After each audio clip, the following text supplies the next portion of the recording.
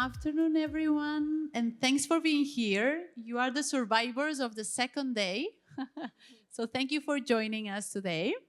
And it is my pleasure to introduce Alison and Marisol that will be with us for the next 40 minutes talking about belonging and engagement in the context of AI, generative AI. So first, let me present Alison. Alison, thanks for being here. Alison Lee, she is Chief R&D Officer at the Rithm project. Thank you. And Marisol Jiménez, she is Youth Fellow at the Rithm project. That for those who don't know what the Youth Fellow is, we will uncover that in a moment. We are lucky because they were just last week launching the results of the first survey. I think it's the first survey by the Rithm project. Yeah, that's right. The first human connection and AI survey. Before we even talk about the results of the survey, I think we have to ask the question, why is asking about human connection in the age of AI even an interesting and worthwhile question, right? Definitely. And so the Rithm project really started when we saw these two incredible forces that were about to collide. First was this data that was really global, but was written about by the US Surgeon General called the epidemic of loneliness, that since 2012, all of the measures of loneliness and social isolation have been going in the wrong direction, right? Loneliness and social isolation has been sort of writ large rising. Young people are spending more and more time alone than ever before, less time in community with their peers. And this has been true for over a decade now. And yet on the other side, we saw the rise of this technology, the generative AI, specifically large language models, that was really poised to reshape human relationships. And we say reshape as not a code for bad. We say reshape as in it has the potential to both hold great promise and incredible peril to those relationships, right? And this survey set out to try to understand that. We launched a survey of 2,400 young people in the United States between the ages of 13 to 24 years old. And we asked about two big things. The first thing was, how are you using AI? Are you talking to it about your emotions? Are you asking for advice about a fight with a boyfriend, right? Are you talking to AI characters for fun? So that was part one of the study. The second part of the study was, how's the health of your social connections? How many close friends do you have? How many adults can you turn to for advice or help? Are you being bullied in school? And even about your relationships, do you feel comfortable reaching out for help? Do you feel like you're a burden to other people with your problems? And then finally, we asked a set of questions about your mental well-being. It was, how lonely are you? How often do you feel like you have no one to turn to? Or how sad or anxious do you feel? And so we were just together with Marisol and a group of other experts last week to actually co-interpret that data with a set of experts that were intergenerational and spanned young people to mental health experts to AI experts. So I'd actually want to turn this question to you, Marisol, since you were deep in our data last week. What was the most interesting or surprising finding for you?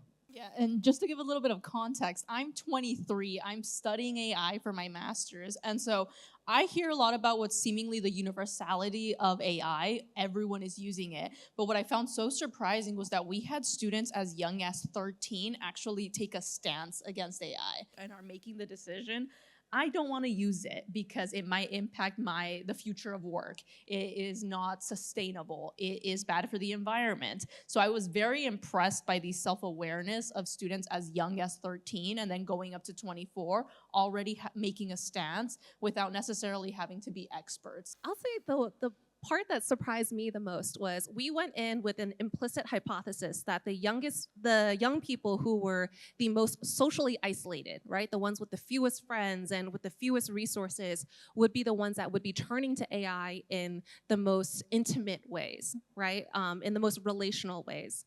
And what we found in our data was actually when we looked at Cluster 3 and Cluster 4. Cluster 3 were the young people that were asking AI for lots of emotional and personal supports, right?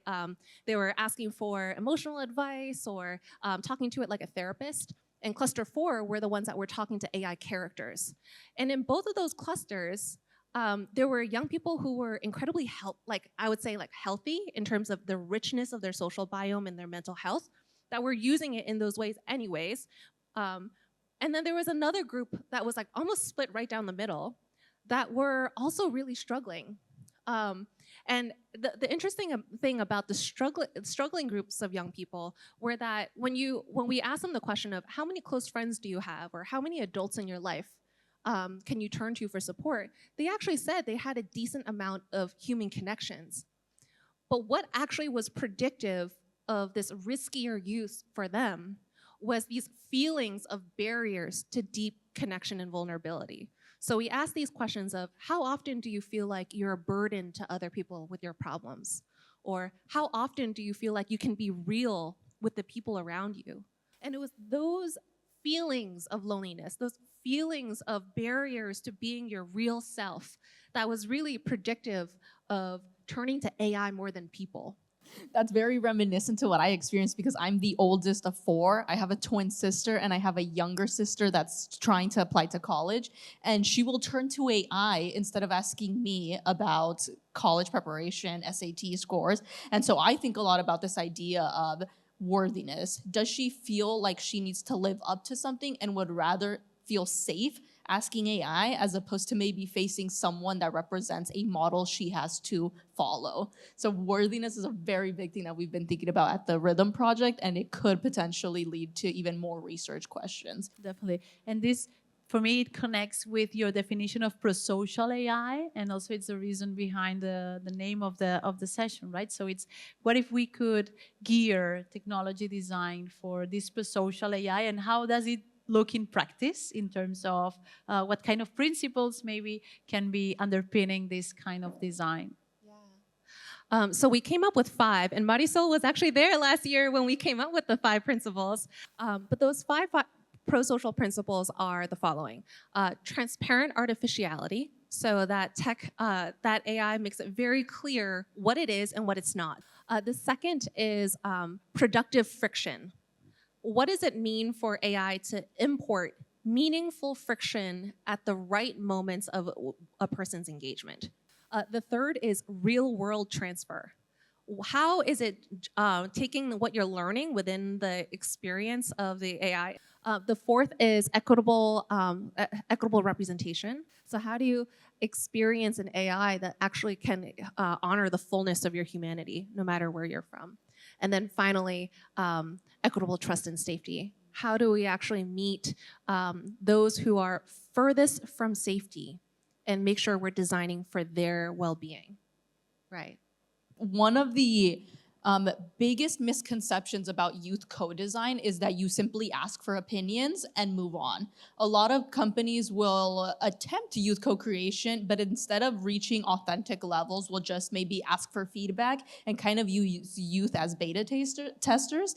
But the youth project has taken a very big step in allowing youth to co-create research by, one, utilizing youth voice from the very beginning. And so what I mean by that was, when I did work with the Rithm project on the pro-social principles, it wasn't so much as, can you read this and check if it resonates? It was co-creation. At the same time, Ali was looking at literature, I was looking at literature, and we were able to pinpoint, this is something that's important. We want to be able to make this universal for tech enthusiasts, for policymakers. And so even then, I, as a student at Brown University studying design engineering, was able to use my own education to maybe apply a little bit of product sense into the pro-social principles, whereas Ethan, who was also working with us, another student at MIT, he was thinking about it on more the technical side. And so we were both able to bring our own set of expertise as opposed to just being feedback,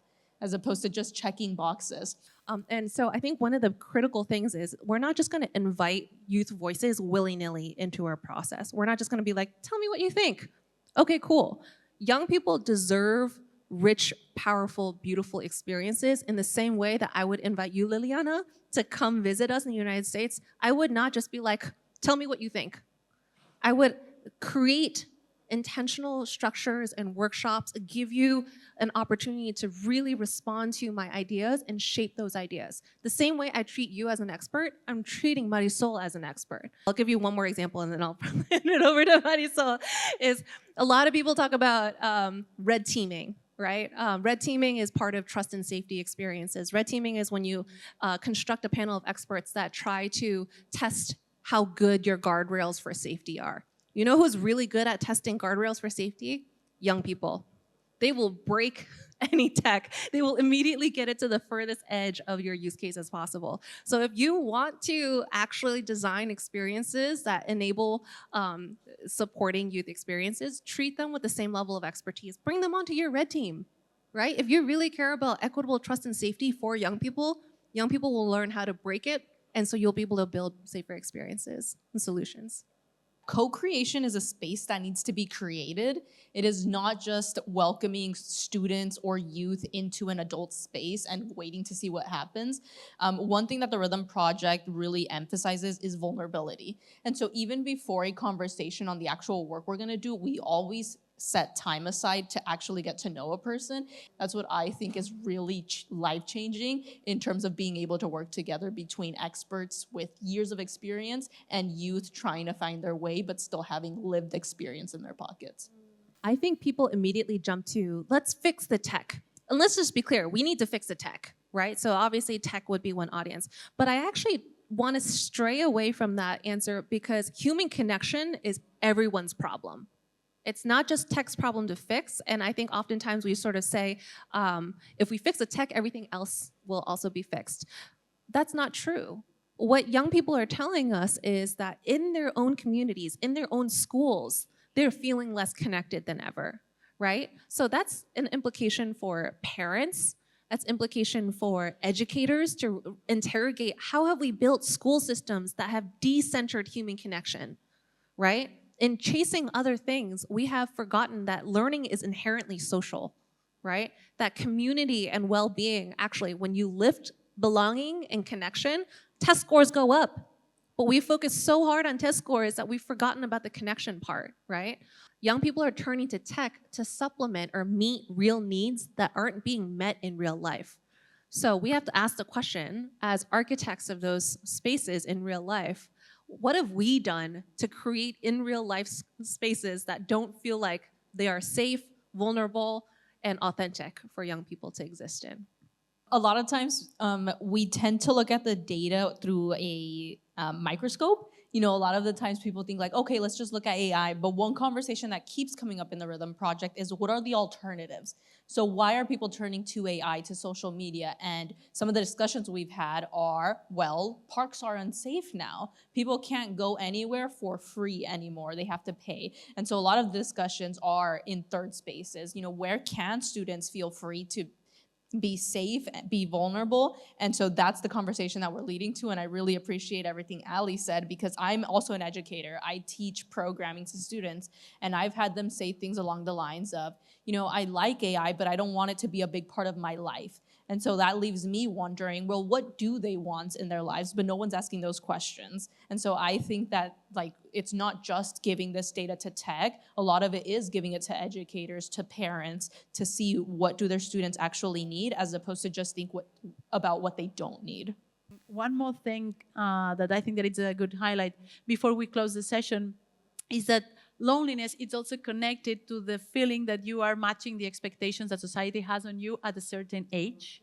And I think there's a lot of precarity, there's a lot of poor conditions for youth to develop, to grow, and to have hope in the future, let's say. So why don't we take everything, while we fix tech, why don't we rethink all the rest of the social structures, political, environmental, legal, and so on, to be all of them pro-social. Thanks for joining us, and see you at the Congress.